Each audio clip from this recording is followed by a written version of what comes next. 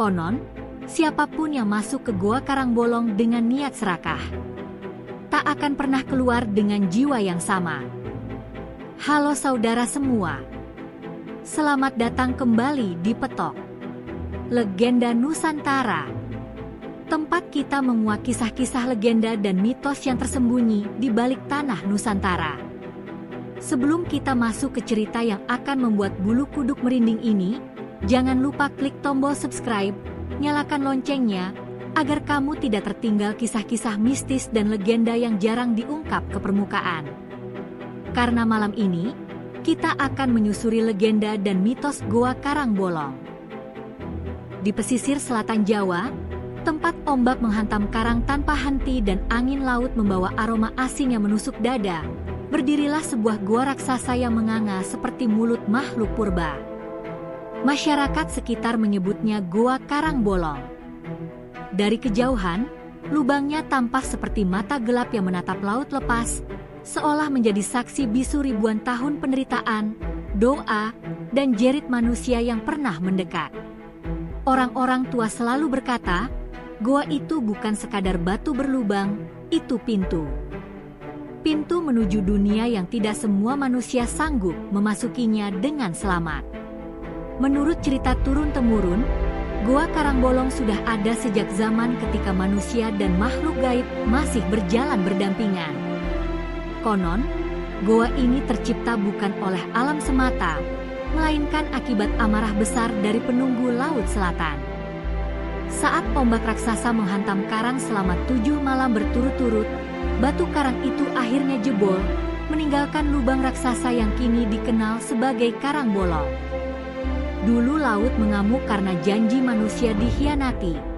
Bisik seorang kakek pada cucunya, suaranya bergetar.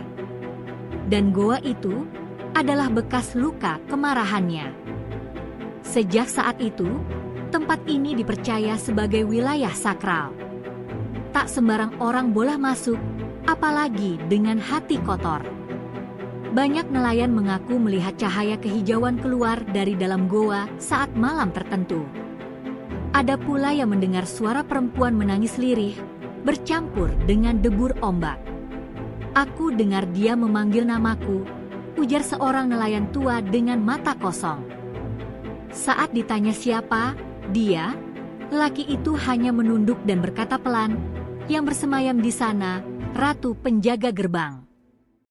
Pada masa lampau, penduduk sekitar selalu menggelar sesajen sebelum mendekati goa. Mereka membawa bunga, kemenyan, dan hasil laut sebagai bentuk penghormatan. Jika tidak, bencana dipercaya akan datang. Pernah suatu hari, seorang pemuda sombong menertawakan ritual itu. "Ah, itu cuma cerita orang tua," katanya sambil tertawa. Namun keesokan paginya, perahunya ditemukan hancur di karang, sementara tubuhnya tak pernah ditemukan hingga kini. Sejak itu, tak ada lagi yang berani meremehkan Goa Karangbolong. Goa ini bukan hanya lubang di batu, melainkan simbol perjanjian antara manusia dan alam. Mereka yang datang dengan niat tulus akan pulang dengan selamat. Namun mereka yang datang dengan keserakahan, keangkuhan, atau niat buruk, seringkali kehilangan sesuatu yang tak tergantikan. Ingat, kata seorang sesepuh desa sebelum matahari tenggelam, yang masuk ke Goa Karangbolong bukan hanya tubuhmu, tapi juga jiwamu. Pada suatu masa ketika desa di sekitar Karangbolong masih sunyi dan diterangi lampu minyak, hiduplah seorang pemuda bernama Wira. Ia dikenal sebagai anak nelayan yang pendiam, berhati lembut, dan jarang membantah orang tua. Namun sejak ayahnya hilang di laut tanpa jasad, Wira berubah. Tatapannya sering kosong, seolah pikirannya tertinggal di ombak selatan. Setiap malam, ia duduk menghadap laut, mendengarkan debur ombak dengan dada sesak. "Ayah, apa kau masih di sana?" bisiknya lirih, tak pernah dijawab selain oleh angin malam yang dingin. Sejak itulah keanehan mulai terjadi. Wira sering bermimpi berada di dalam Goa Karangbolong. Dalam mimpinya, Goa itu bukan gelap, melainkan bercahaya kehijauan, dengan suara perempuan yang memanggil namanya perlahan. "Wira, masuklah." Suara itu terdengar lembut namun menusuk ke tulang. Setiap kali terbangun, keringat membasahi tubuhnya, jantungnya berdegup keras seakan ia benar-benar baru kembali dari sana. Ibunya mulai khawatir. "Nak, jangan dekat-dekat goa itu," ucapnya gemetar.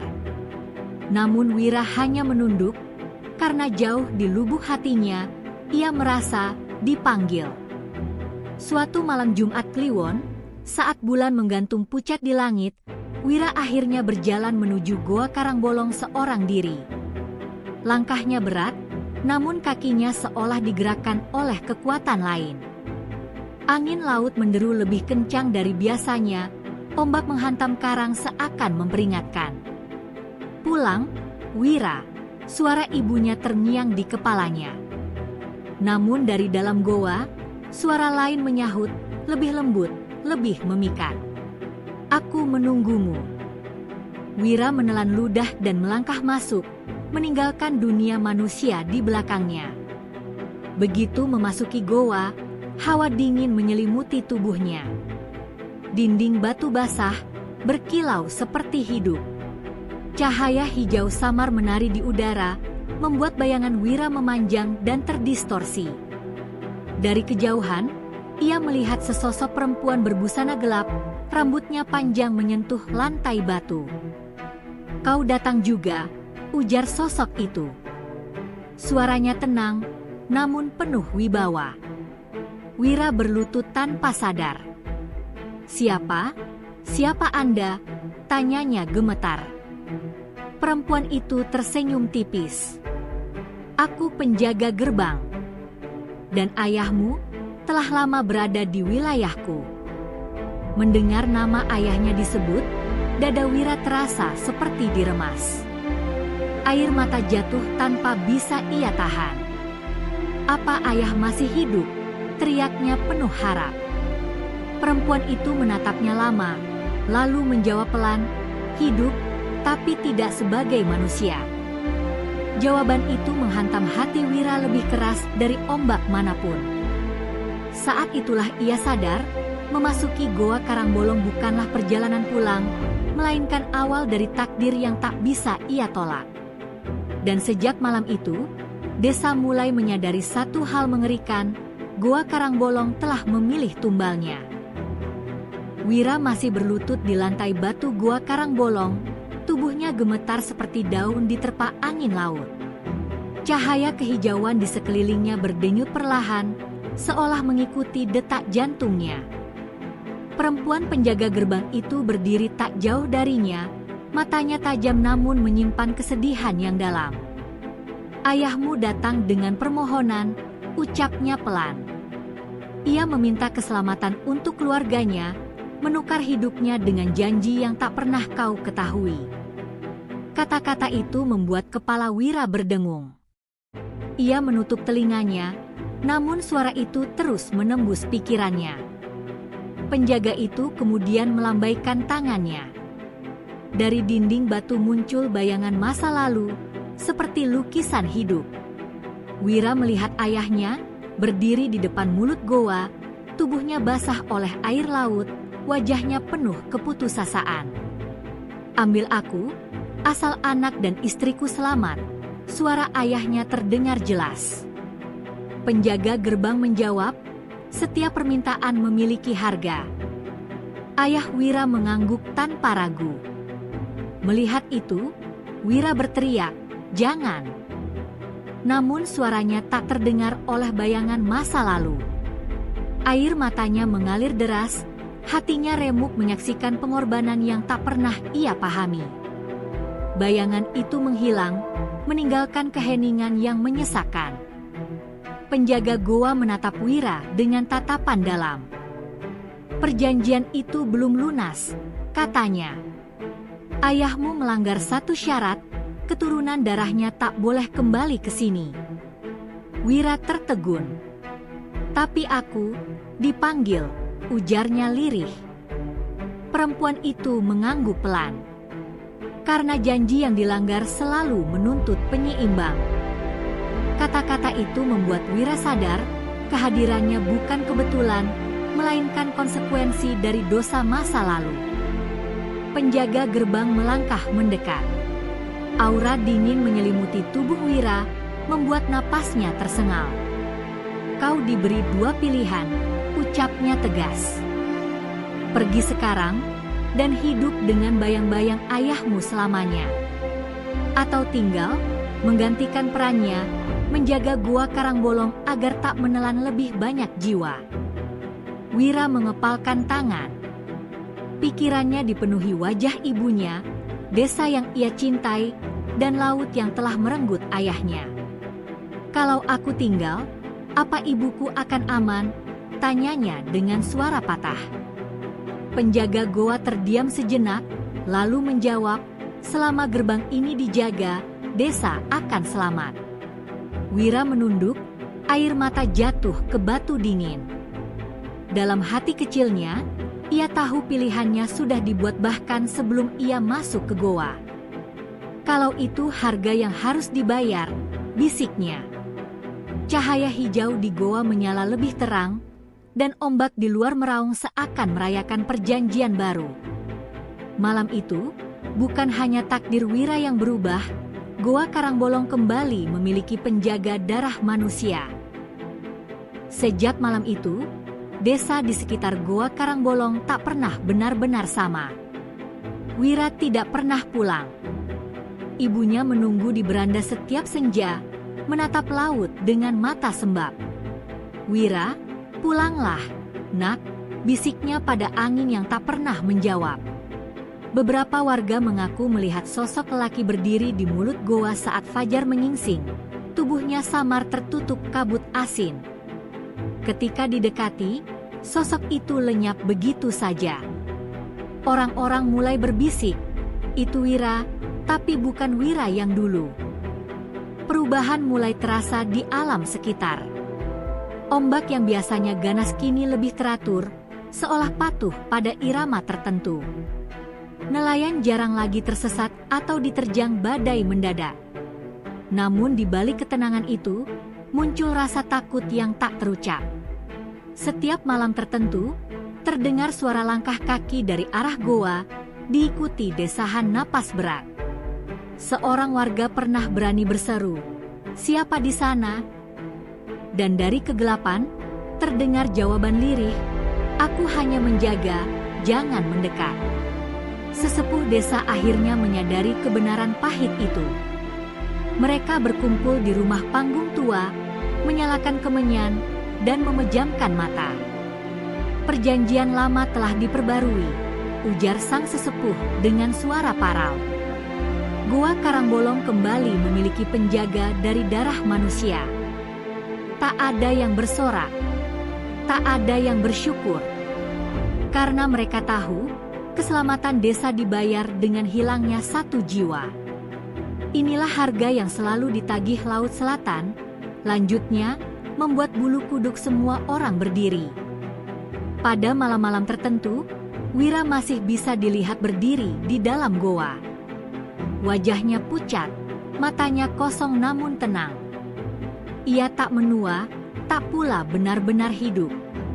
Seorang anak kecil pernah mendekat sambil menangis karena tersesat. Wira menunduk dan berkata lembut, "Pulanglah, jalanmu bukan di sini." Keesokan harinya, anak itu ditemukan selamat di tepi desa, seolah ada tangan tak kasat mata yang menuntunnya pulang. Sejak itu, orang-orang mulai percaya penjaga baru benar-benar melindungi. Namun setiap perlindungan selalu memiliki bayangan gelap. Wira tak lagi bebas memilih. Ia terikat pada goa, pada karang, pada ombak yang tak pernah tidur. Setiap malam, ia mendengar jeritan jiwa-jiwa serakah yang mencoba masuk tanpa izin. "Pergi, atau kau akan kehilangan dirimu," katanya tegas pada bayangan hitam yang merayap. Goa Karangbolong bukan lagi sekadar tempat angker, ia telah menjadi makhluk hidup, dan Wira adalah nadinya. Tahun demi tahun berlalu, generasi berganti, namun nama Goa Karangbolong tak pernah pudar dari ingatan warga pesisir selatan. Anak-anak tumbuh dengan cerita yang sama, tentang seorang pemuda yang hilang demi menjaga keseimbangan laut dan daratan. Jangan bermain ke goa saat senja, pesan para orang tua. Penjaga akan melihatmu. Bukan dengan amarah, melainkan dengan mata yang pernah menangis sebagai manusia. Setiap kali ombak menghantam karang dengan irama aneh, orang-orang tahu, sang penjaga masih terjaga. Ibunda Wira hidup hingga usia senja, menolak meninggalkan desa meski tubuhnya kian rapuh. Setiap pagi, ia menaruh bunga di tepi jalan menuju goa. Ibu tak minta kau pulang, katanya pelan. Ibu hanya ingin kau tahu, kau tak dilupakan. Konon, pada hari ia meninggal, warga melihat cahaya hijau menyala lembut di dalam goa, lebih tenang dari biasanya. Tak ada badai, tak ada angin keras. Seolah laut ikut berduka, mengantar perpisahan seorang ibu dengan anaknya yang telah menjadi legenda. Pendatang yang mencoba menantang mitos sering mendapat pengalaman ganjil. Ada yang tersesat meski jalannya lurus, ada yang mendengar bisikan menyuruh mereka pergi. Beberapa mengaku melihat sosok lelaki berdiri di dalam goa, suaranya tegas namun penuh iba. Kembalilah, masih ada waktu, katanya. Mereka yang menuruti peringatan itu pulang dengan tubuh gemetar namun selamat. Sementara mereka yang membangkang, sering pulang dengan tatapan kosong, membawa luka yang tak terlihat. Sesepuh desa mewariskan satu pesan yang tak pernah berubah. Goa Karangbolong bukan tempat mencari kekayaan, kesaktian, atau pembuktian nyali. Ia adalah pengingat bahwa alam memiliki batas kesabaran, dan setiap pelanggaran akan diminta tebusannya. Hormati laut, hormati goa, kata mereka. Karena di sana, masih ada manusia yang berkorban agar kita bisa hidup dengan tenang. Nama Wira tak pernah ditulis di batu nisan, tapi terukir abadi di antara karang dan ombak.